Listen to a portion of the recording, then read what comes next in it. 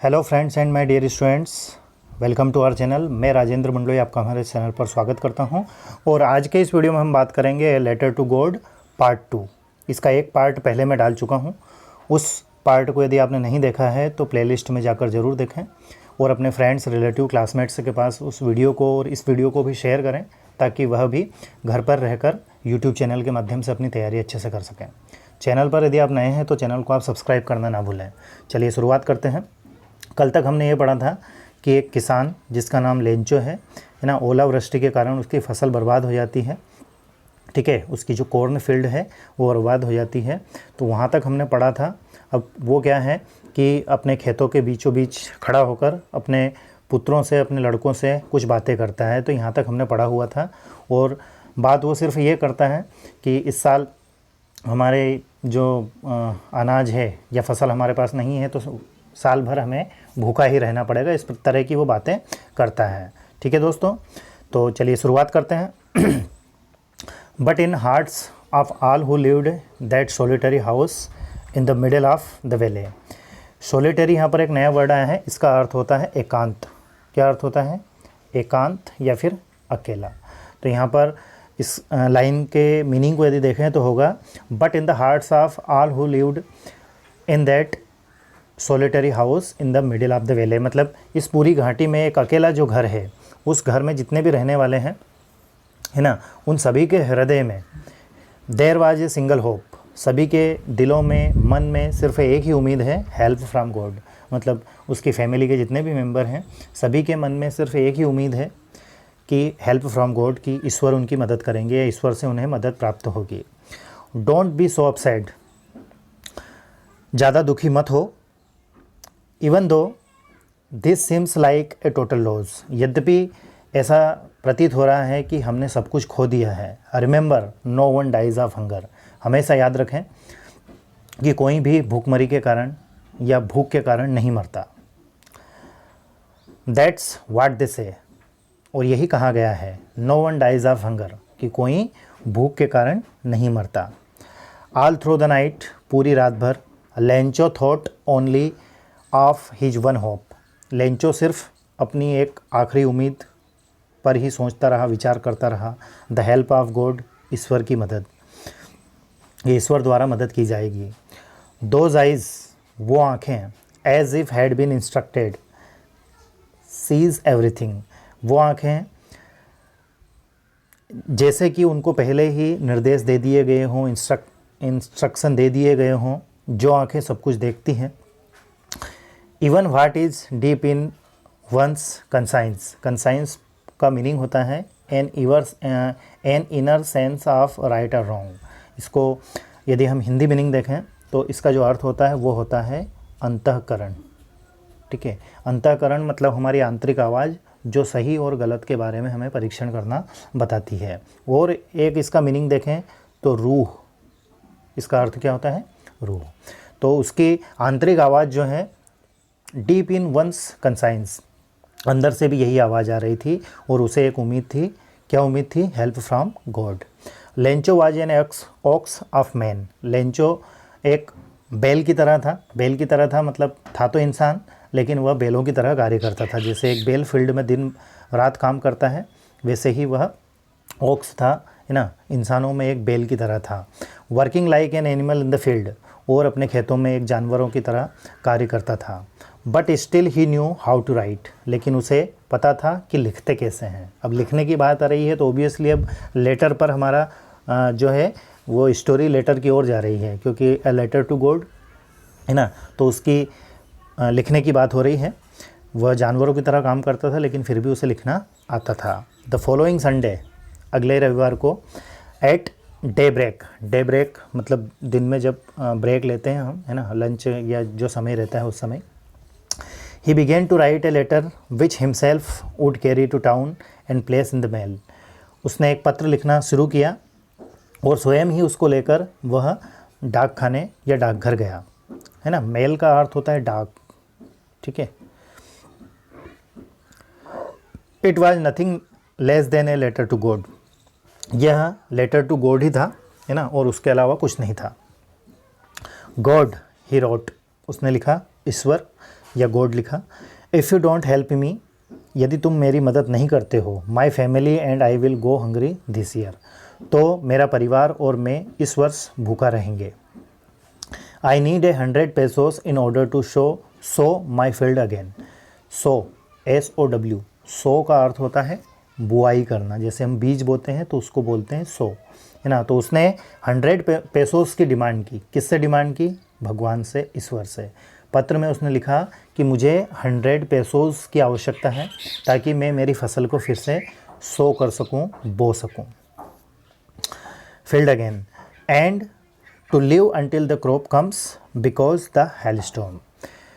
उसकी जो फसल है वो हेलस्टॉर्म मतलब ओलावृष्टि के कारण जो बर्बाद हो गई है ना, उसको वो फिर से प्राप्त कर सके। ही रोड टू गॉड ऑन इन्वेलोप। जैसे हम पत्र लिखते हैं और जिसके पास हम पत्र भेजते हैं उसको हम लिखते हैं टू करके लिखते हैं, तो यहाँ पर उसने लिखा है टू गॉड, है ना। मतलब एड्रेस किसका है? ईश्वर का है। ईश्वर मतलब टू गॉड। ऑन द इन्वेलोप, इन्वेलोप का अर्थ होता है लिफाफा। क्या अर्थ होता है? लिफाफा। लिफाफा मतलब जिसमें हम पत्र अंदर रखते हैं उसको लिफाफा बोलते हैं, और अंग्रेजी में उसको क्या बोलते हैं? इन्वेलोप। तो उस इन्वेलोप, उस लिफाफे के ऊपर उसने क्या लिखा था? To God. Put the letter inside, और उसके अंदर उसने अपने लेटर को रखा। किसके अंदर? इन्वेलोप के अंदर। And still troubled went to town, और फिर अभी भी उसे समस्याएं थी, ट्रबल थी, मुसीबत थी। क्या क्या मुसीबत थी?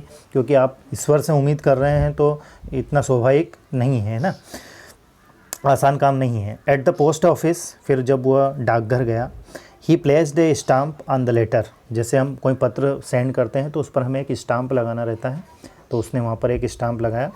And dropped it into the mail box, और उसने फिर उसको मेल बॉक्स में जो जिसमें हम पत्र डालते हैं उसमें उसको डाला, तो उसको, है ना। वन ऑफ द एम्प्लॉय मतलब कर्मचारी। वन ऑफ द एम्प्लॉयज़ मतलब जो कर्मचारी हैं उनमें से एक। Who was a postman and also helped at the post office. वह एक डाकिया था, है ना, और वह पोस्ट ऑफिस में भी मदद किया करता था, है ना। Went to his boss laughing heartily and showed him the letter to God. अब जब उसने उस मेल बॉक्स से वो पत्र निकाला तो पूरे मन से जी भरकर, हार्डली का अर्थ होता है जी भर के, है ना, हंसा, और उसने जो उसका बॉस था उस बॉस के पास गया और उसको भी लेटर टू गॉड जो है अपने बॉस को दिखाया। Never in his career as a postman had he known that address, है ना। किसी पोस्टमैन ने अपने पूरे करियर में कभी कोई ऐसा पत्र नहीं देखा जिस पर कि ईश्वर का पता लिखा हो, या किसी ने ईश्वर को या भगवान को पत्र लिखा हो। तो इस प्रकार का पत्र जब उनको मिला तो वो काफ़ी हंसे। तो पोस्ट मास्टर कैसा है? ए फैट मतलब मोटा तगड़ा, है ना। एमिएबल का अर्थ होता है मित्रतापूर्ण व्यवहार करने वाला, है ना। Amiable, friendly and pleasant. इसके बाद fellow also broke out laughing but almost immediately he turn serious. तो पोस्ट मास्टर भी ब्रोक आउट लाफिंग मतलब हंसने लगा, but almost immediately he turn serious, तुरंत ही वह सीरियस हो गया, गंभीर हो गया। And tapping the letter on his desk, और अपने डेस्क पर जो उसकी टेबल थी उस पर उसने अपने लेटर को रखा। कमेंटेड मतलब फिर कहा, व्हाट फेथ, क्या विश्वास है, क्या फेथ है, क्या श्रद्धा है। I wish I had the faith of the man who wrote this letter. मैं काश मैं उस व्यक्ति पर भी श्रद्धा या विश्वास रख पाता जिसने ये पत्र लिखा है। Starting up A correspondent with God, फिर उसके साथ जो उसका कॉरस्पॉन्डेंट था। कॉरस्पॉन्डेंट क्या होता है? देखिए, कॉरस्पॉन्डेंट का मीनिंग थोड़ा सा एक एग्जांपल के माध्यम से समझने का प्रयास करते हैं। जैसे हम न्यूज़ चैनल देखते हैं तो न्यूज़ चैनल में आपने देखा होगा कि एक तो एंकर रहता है जो आपको न्यूज़ पढ़कर सुनाता है, और फिर वो कहता है कि चलिए हम चलते हैं हमारे दिल्ली से संवाददाता की ओर। तो वो जो संवाददाता है वो उसका कॉरस्पॉन्डेंट है। समझ में आ रहा है? मतलब जो दिल्ली से यहाँ तक न्यूज़ पहुँचा रहा है, तो उसी प्रकार से उसका जो कोई कॉरस्पॉन्डेंट था, है ना, उससे वो चर्चा करता है, उसके पास जाता है, शुरुआत करता है, स्टार्टिंग अप मतलब शुरुआत करता है। सो इसलिए in order not to shake the writer's faith in God. Writer's कौन है यहाँ पर? लेंचो है जिसने पत्र लिखा है। तो इसलिए अपने कोरेस्पोंडेंट से बात करता है। क्या बात करता है, मतलब क्यों बात करता है? ताकि जो किसान है, जो राइटर है, उसका जो भगवान पर विश्वास है वो डगमगाए नहीं। शेक मतलब जब उसने भगवान पर, उसको इतना विश्वास है, ईश्वर पर विश्वास है, तभी तो उसने अपने दिल की बात, मन की बात उस पत्र में लिखी और भगवान से कुछ उम्मीद रखी। तो वह जो पोस्टमैन है वह भी यही चाहता है कि उस व्यक्ति का विश्वास बना रहे। The post master came up with an idea. Post master के दिमाग में कोई विचार आता है। क्या विचार आता है? आंसर द लेटर, कि वह उस लेटर का आंसर दे। अब ऐसा तो नहीं है कि वो जो लेटर है वो ईश्वर तक पहुंच जाएगा और ईश्वर वहां से लिखेंगे कि भैया ये लो 100 पेसोज, या भगवान कहेंगे कि मेरे पास तो 100 पेसोज नहीं है। ये वो पोस्ट मास्टर भी जानता है। तो इसलिए वह सोचता है कि मैं ही इस लेटर का उत्तर दूँ। But when he opened it, परंतु जब वह उस पत्र को खोलता है, अभी तक उसने उस पत्र को खोला नहीं था, है ना, अभी तो सिर्फ उसके दिमाग में उस राइटर के बारे में ही बातें चल रही थी जिसकी भगवान पर इतनी श्रद्धा और भगवान पर इतना विश्वास था। लेकिन जब उसने उस पत्र को खोला, it was evident that to answer it he needed something more than goodwill. मतलब इसमें, उस पत्र में और कुछ था, लिखा हुआ था। सिर्फ मंगल कामना के अलावा उसको और कुछ चाहिए था। क्या चाहिए था? Ink and paper. But he stuck to his resolution. He asked for money from his employees. अब जो उसने दृढ़ निश्चय किया था, दृढ़ निश्चय से मतलब ये है, उसने सोचा था उसका रिप्लाई करने का, तो रिप्लाई करने के लिए उसे और कुछ चीज़ों की आवश्यकता थी, जैसे इंक, पेपर, है ना। और इसके अलावा ही asked for money from his employees. वह अपने कर्मचारियों से पैसों के लिए कहता है। He himself gave part of his salary. और अपनी जो सैलरी है, तनख्वाह है, उसका भी कुछ हिस्सा उसमें देता है। And several friends of his were obliged to give something for an act of charity, है ना। और ये जो चैरिटी कर रहे हैं, है ना, तो इसके लिए सभी ने उसकी सहायता की। It was impossible for him to gather the 100 pesos. और इन सभी के जो सभी के द्वारा जो पैसे इकट्ठे किए जा रहे हैं, इसके बावजूद भी 100 पेसोज इकट्ठा करना यहाँ पर असंभव था। So he was able to send the farmer only a little more than half. इसलिए उस किसान के पास उन्होंने आधे से थोड़े अधिक ही पैसे वह भेज सके। Little more than a half. A half मतलब आधे से अधिक। He put the money in an envelope addressed to Lencho, with it a letter containing only a single word as a signature code। उन्होंने जो मनी ऑर्डर हम कह सकते हैं, इस प्रकार से इन्वेलोप में पैसे रखे और सिर्फ उन्होंने एक ही शब्द लिखा, है ना, जैसे कि सिग्नेचर करते हैं तो ईश्वर के जो सिग्नेचर हैं या गॉड के सिग्नेचर है, उस प्रकार से उन्होंने उस पर सिर्फ एक शब्द लिखा, सिग्नेचर किए। उसके बाद में और आगे बढ़ें। The following Sunday, Lencho came at bit earlier than usual, asked if there was a letter for him। अगले रविवार को लेंचो हर बार जो आता है उससे थोड़ा सा जल्दी आ जाता है।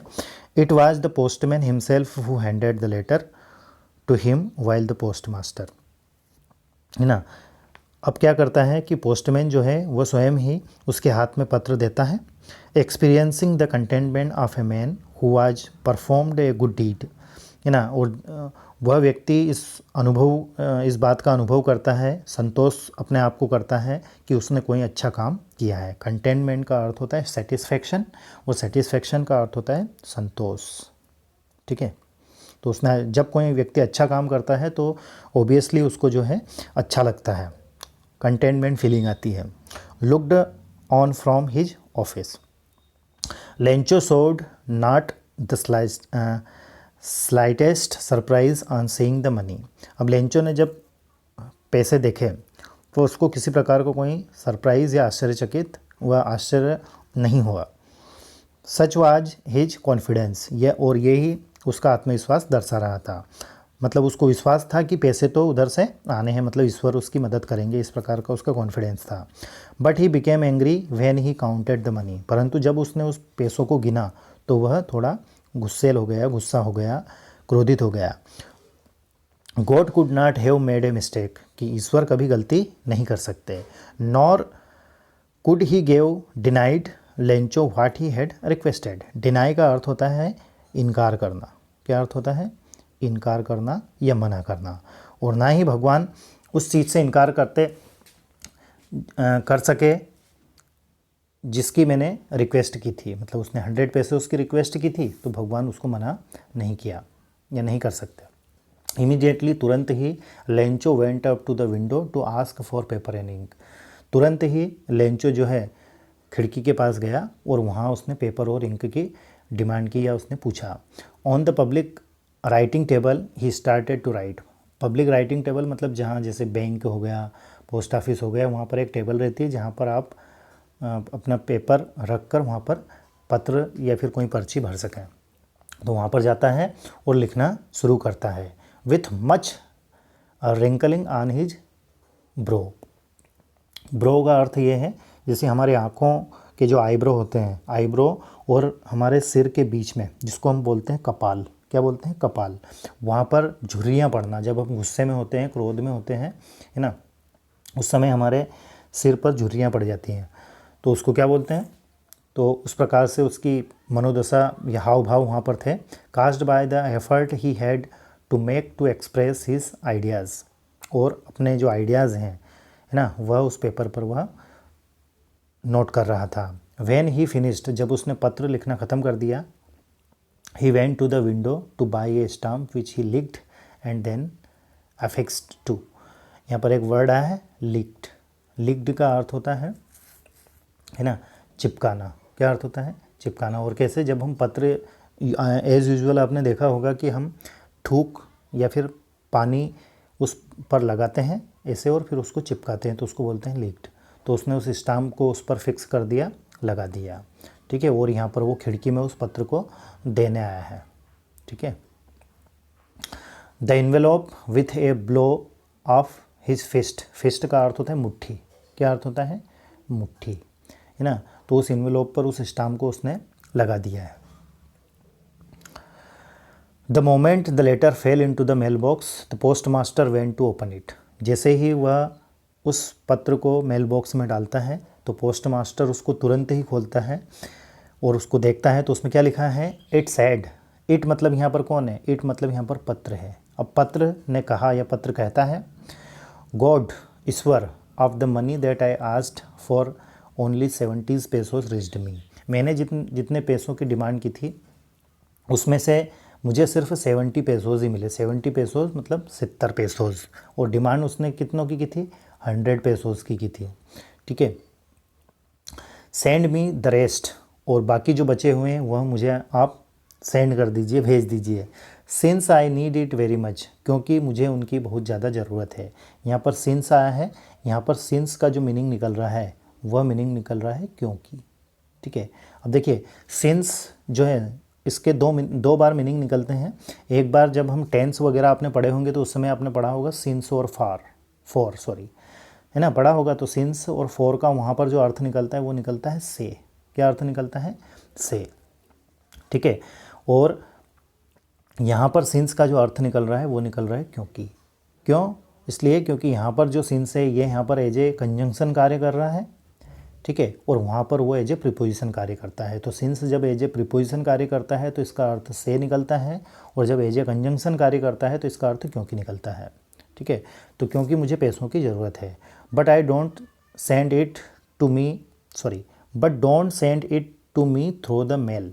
और वो क्या कहता है पत्र में, उसने क्या लिखा है कि वो जो मेरे 30 पेसोस बचे हुए हैं उनको आप मुझे मेल के द्वारा मत भेजिएगा, है ना।